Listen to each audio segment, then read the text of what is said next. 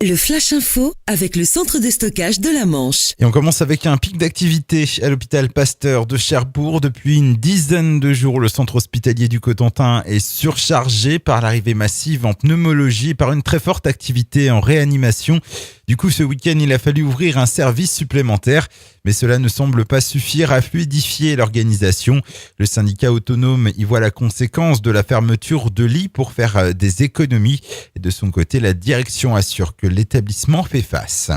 Avec l'arrivée du froid, le niveau 1 du plan grand froid a été déclenché hier soir pour la première fois de la saison.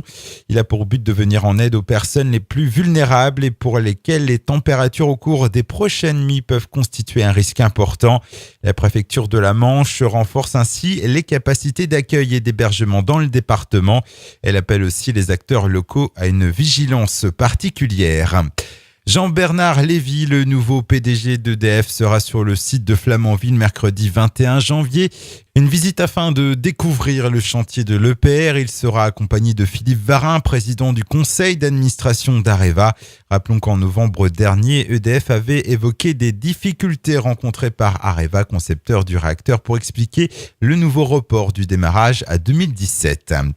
Un spectaculaire accident hier midi sur le quai Caligny à Cherbourg. Un automobiliste de 20 ans a heurté un piéton au niveau du passage protégé. Celui-ci a été projeté 14 mètres plus loin. La victime âgée de 30 ans souffrait de multiples fractures à la jambe gauche. Le dépistage de stupéfiants et d'alcool s'est avéré négatif pour les deux personnes. Une enquête est en cours pour déterminer les circonstances exactes de l'accident.